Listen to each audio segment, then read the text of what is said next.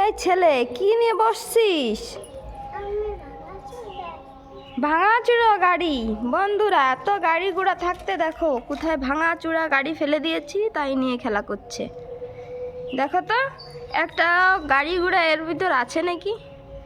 সব ভাঙা চূড়া সব চুরচুর হয়ে গেছে। হ্যাঁ, তোর ঘরে এত গাড়ি, তারপরেও তুই এই নিয়ে খেলা করছিস কেন? ভালো লাগে? দেখো কিচ্ছু আছে এর ভিতরে?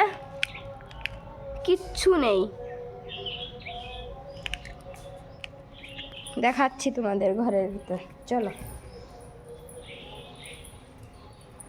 গাড়ি ঘোড়া দেখো, এই দেখো,